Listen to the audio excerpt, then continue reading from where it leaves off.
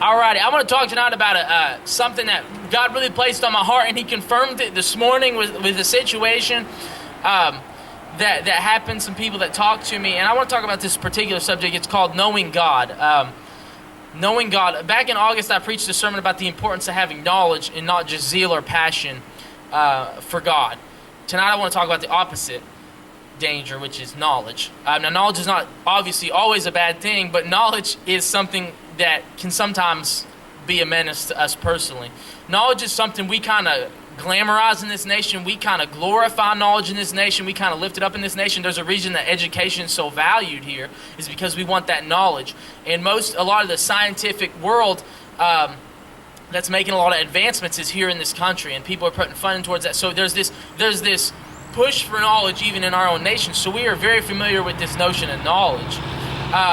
And you've probably heard the phrase, knowledge is power. Who's heard that? Knowledge is power. Listen, there's a scary phrase that if you pair with that, it can get really scary. Knowledge is power, and then you've probably heard the phrase, absolute power corrupts absolutely. Has anybody ever heard that? Wow. Okay. Well, there's this phrase that says absolute power corrupts absolutely, which means basically having all the power will corrupt you. Having too much power will corrupt you, will make you arrogant, and you'll probably eventually lose that power because you'll be so arrogant in it. But when you pair that, when you realize knowledge is power and then absolute power, so having too much knowledge sometimes can be a bad thing for us. Not that we can't keep learning. I believe in still learning, but sometimes too much knowledge on one subject will lead us astray. Sometimes knowledge, if we don't have the right attitude about the knowledge that we have, it can put us in a bad place. C.S. Lewis said, education without values, as useful as it is, seems to rather make man a more clever devil. Education without values really just makes us more cunning, smarter in the way we commit evil or sin. And see, as you can see, without even using Scripture, I already showed you how knowledge can kind of be dangerous. How it can actually be utterly dangerous. It can be destructive. But now I want to take you to Scripture and kind of tell you what it says in Scripture. In 1 Corinthians 8:1, Paul was talking about idol worship and stuff like that, but he says, this knowledge puffs up, but love builds up. If anyone imagines that he knows something, he does not yet know as he ought to know. But if anyone loves God, he is known by God. And what Paul means by that, he's making it clear in his writing that knowledge can lead to arrogance. He said, knowledge puffs up. We kind of get a big head when we know so much about something. Don't we like to know when we want other people to know when we know something? I'm really, really bad about that with my family. And probably sometimes with you all. I don't know if you've caught on. But I'm really bad about wanting people to know when I know something. And I've tried to do better about that over the years. But it's just one of those things, like we oftentimes want people to know when we know something or we know somebody. That's just an attitude that we have because of the knowledge. If I didn't have the knowledge, I probably wouldn't want you to know that I knew that, because then I'd look like an idiot if I tried to explain it, right? Have you ever said you knew the answer to something and then somebody explained how you came to it and then you didn't know how? Right? No, yeah. It happens all the time to me still. And so you probably don't want to be saying things, saying you have knowledge of something if you really don't. But knowledge will build you up in arrogance and cockiness sometimes if you have the wrong attitude about it. See, sometimes we think we deserve or have the right to do something because of our knowledge or maturity. Right? Sometimes we feel like we have the right to do something, especially teenagers, especially you all, especially even me at my age. It's easy to be rebellious, and it's easy to think we know best. Listen, let me give you the most clear-cut, obvious example that I can give you. There are many kids out there that know about sex and thus feel like they deserve or can handle sex. Right? Think about it. Why is it that kids eventually, or boys, start pushing for a girl to give them sex? It's because they know about it. They don't know sex because they've never had it, but they know about it, so they feel like they deserve it to an extent. I mean, obviously there's an emotion side to it. There's, it's in your brain, and there's a drive and a temptation for it. But if you think about it in those terms, you realize, yes, sometimes if they didn't know what it was, they probably wouldn't push for it. They probably wouldn't want it as bad. But there's this thing about knowledge that makes us feel like, or we want to know more about it. Sometimes they want to know more about it because of what they already know.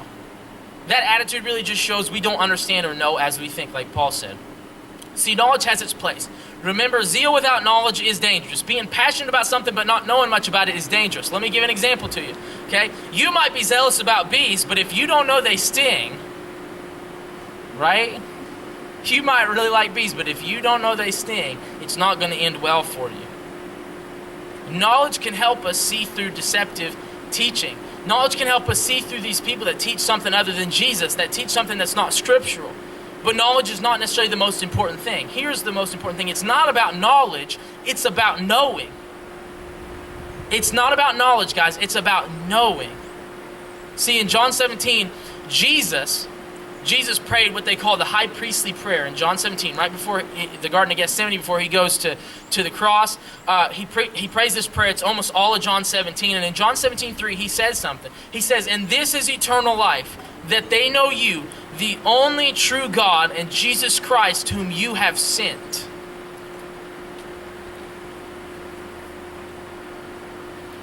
Knowing God is far more important than knowing about God. Hear me out. Knowing God is far more important than knowing about God. Many of us know about the president, right? How many of you know about the president? Or you know about the governor? But we don't know him personally. None of us sitting here, as far as I know, can say we know Donald Trump personally, or Andy Bashir, or whoever, some actor. You know, we know some of these people, but we can't say we know them personally. If we did, our perception of them might change. You might say, you spend a few hours with someone, you might say, oh, well, they were a bigger jerk than they were made out to be on TV. Or you might spend some time with somebody and realize they're better than they were made out to be, because there's this public image and eye that's given. If we just know about somebody, we're more likely to have a false perception of them, or to be led astray in what we think of them, right? If we don't know somebody, if we just know about them, the media is the perfect example. Right? I mean, I'm not going to sit and say that anyone certain twists something, but it's easy because we don't know. They could really tell us anything about any particular political leader or actor or person, and we really wouldn't know the difference until we knew them. Now, I don't believe every media agency does that, but they could, is my point. See, the devil is a master of twisting Scripture. The devil will take Scripture and use it against you. He did with Jesus on the mountain when he tempted him. In Matthew 7, it says, and this is on the Sermon on the Mount, Jesus said, "Not everyone who says to me, 'Lord, Lord,' will enter the kingdom of heaven, but the one who does the will of my Father who is in heaven. On that day many will say to me, 'Lord, Lord, did we not prophesy in your name and cast out demons in your name and do many mighty works in your name?' And then will I declare to them, 'I never knew you. Depart from me, you workers of lawlessness.'" See, the scariest thing about Scripture is that it shows us we can live our whole lives deceived. The scariest thing about the Bible is it tells us we can live our whole life thinking we had it right with the Lord, but we could be wrong. See, knowing God is the difference between life and death, between eternal life and eternal suffering. Hear what he said? He said eternal life is knowing you, God, is knowing the Father through Jesus. That's the difference between heaven and hell. It's not just that we know him, but that he knows us also. Leonard Ravenhill said, I know that y'all hear me say stuff from him a lot, but it's because he's a very anointed pastor. Died about 30 years ago, and just some of the stuff he preaches, you can tell the Spirit of God is with him. And there's a lot of older pastors like that on YouTube, and still some that are living today. But Leonard Ravenhill said, if Bible knowledge could change the world, we would have changed it a long time ago. Right?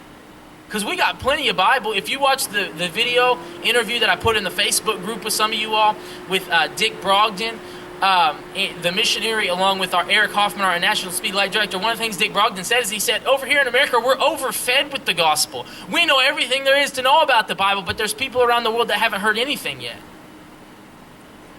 If Bible knowledge could change the world, America would have changed it already. If just knowing about God could have changed the world, then America would have changed it already. See, you don't need to know the Word of God. You need to know the God of the Word. Leonard Ravenhill said also. Let me say it again. You don't need to know the Word of God. You need to know the God of the Word. Don't get me wrong. The Bible has its place, and I study the Bible every day. Leonard Ravenhill studies his Bible every day. He's not saying that you throw the Bible aside. No. He's saying what's more important is knowing the God of the Word rather than knowing what's in the Word of God. Because you can know all the theological concepts. There are people that are professors at Bible colleges that know everything there is to know about Scripture, but they don't know God himself. There are pastors that have studied the Bible for years, but they don't know God himself. Think about it this way. Moses didn't have a Bible. Do you know that Moses didn't have a Bible? The Bible didn't exist when Moses went to the burning bush.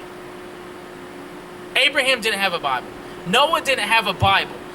The first 5 books of the Bible were not written until Moses was an old man, and he wrote them himself by the inspiration of God. So none of these guys had a Bible. But these men shook the world in ways many of us never have or never will. It's because they knew their God. They had a living relationship with the Creator, with the God of heaven and earth. Their relationship with God brought them to a place in which they had to act. They had to do something. They trusted God. They had faith in Him. Don't you normally have faith in someone you know?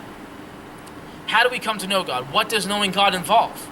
J.I. Packer put it this way. He wrote a book called Knowing God, and he said, we know that knowing God involves first listening to God's Word and receiving it as the Holy Spirit interprets it in application to oneself. Second, noting God's nature and character as His Word and works reveal it.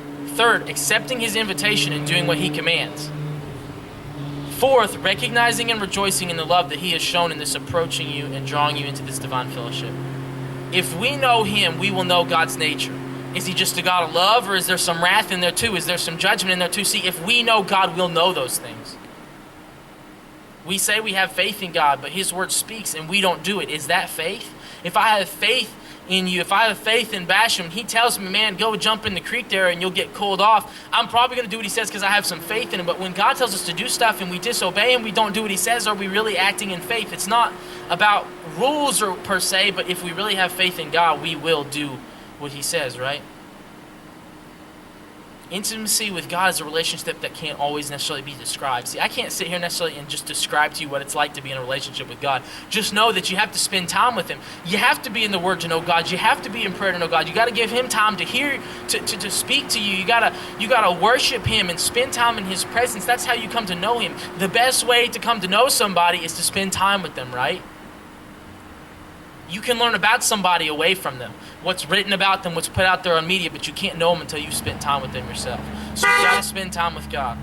There is a God who wants to know you. That's the message I have for you tonight. Look, I know it's already kind of raining, but I'm at the end of my notes anyway, so that's perfect. There is a God who wants to know you. He has revealed Himself through His Word. He created you so that He could know you. Did you know? God created you, young people, so that He could know you and you could know Him. That's the most important thing. God desires you as a friend. He wants to know you, and that should be a comforting thought. Should that very truth be enough to cause us to want to know Him also? See, God wants to know us and wants us to know Him. And so He sent His Son, right? That's the heart of the gospel. He sent Jesus so that we could see and know who God is. We couldn't understand God's love or the way God works until He sent His Son. We couldn't understand it in its entirety. Why? Because God is an infinite being. So He became like us so He could show love, His love, in a human way by dying on the cross. So Jesus is the exact representation of God. And so when we need to know God, we can look to Jesus as our example and as who God is and what He wants to be in our life. Knowing God's the most important thing. Don't ever doubt that. There's a lot of people out there that say a lot of different things about the Bible. There's a lot of issues out there that really are not the difference between heaven and hell. But knowing your God is. I've just shown you the scripture that shows that. Knowing God is the difference. There are people out there that get saved, right? They get saved. They begin to serve the Lord, but they fail to spend time with Him. And they never really accomplish what the Lord would have them to do in their life. Because they have not been in communion with God. They don't know Him. The most important thing you can do with your life is set aside time for God and spend it with Him so you can know Him and He can know you. Because that's the difference between life and death. Listen, you all have a couple more weeks. Well, actually, you've basically got the whole summer now where you'll probably have more free time where you can spend it in prayer. You can spend it in God's Word. Here in about 3 weeks, we're going to have service again. And I'm going to do whatever I can to minister to you all. But you all also have to take that upon yourself as you go home, as you go to wherever you're going to, that you will spend time with the Lord. You will spend time with Him, and you will come to know Him. Sometimes it takes patience to get to know somebody, right? It's going to take patience to get to know God. Sometimes we have to wait for Him to speak to us. And it might take a while. But you all have the time. I truly believe that many of you have the time and will have the time this summer. And you've already had lots of time also already. And I hope that you've been doing what God wants you to do to spend time with Him, to get closer to Him. Because that's all He wants. He wants to draw you into relationship with Him. That's the deeper side of salvation we don't always preach, is that relationship with him. I know people say all the time it's not religion, it's a relationship, and I get that. I think we say that a little too often, that people just kind of forget about the fact that, yes, it's a relationship. Some people have been so caught up in that phrase, they forgot to actually have a relationship with Jesus. They just like shouting that phrase because it sounds theological. Young people, you can take it upon yourself. I truly believe God wants to bring revival to not just this nation, but I believe he wants to bring it to this city. I've been praying that for a while now. I believe he wants to do healings and miracles through our young people. I believe he wants to bring us to a place where on Wednesday nights we're seeking his face in greater ways, and that the service is going a little longer because we are on our face before God, just seeking after him and seeing what he wants to do. In the story of Jonah, listen, I know Jonah messed up pretty bad. You all know that, right? Like Jonah messed up so bad he got eaten by a fish, okay? Most of us probably aren't going to have that happen during our life if we disobey God. There will be some sort of other punishment, I assume. But Jonah ran from God, gets eaten by a fish, thrown up on the land, finally decides, I'm going to obey God, probably because I don't want to get eaten by a fish again. And when he goes to Nineveh, he preaches once and they all listen and repent. The whole city turns. You know what he preached them? He was basically like, in about 40 days, God's going to destroy Nineveh. He's going to blow it up, so to speak, if you all don't repent, turn from your sins, and live for him. And it says everyone from the common folk to the king changed. One time. He preached one time. It's crazy how we think about the fact that maybe one guy preaching with the anointing of the Spirit one time could change the hearts of people. One time. This was a guy that had already disobeyed God once. Was there any reason that his message should have worked? Probably not. God could have might as well have said, you know what, Jonah, you didn't work. I'll take this other prophet and send him. One man that had messed up but repented himself gave one message and it changed the whole city. That city was about the size of, I think Louisville has 600,000 people. It says in the city that 120,000, which is a little bit bigger than Bowling Green, I think, about 120,000 people turned to the Lord in the city of Nineveh. 120,000 people. All because of one sermon, all because of one message. But not just because of that. Because Jonah had a relationship with God. He heard from God and God heard from him. Did the relationship have schisms sometimes? Yeah, it absolutely did. But he knew his God, and God knew him. And I believe that kind of revival is what God wants to bring here, to see a whole city change, to see the young people of our community change, to see our lives change, and to see God move in a way that he's never moved before in Burkesville. I believe it can happen to you. I believe it can happen, and I want to see it happen.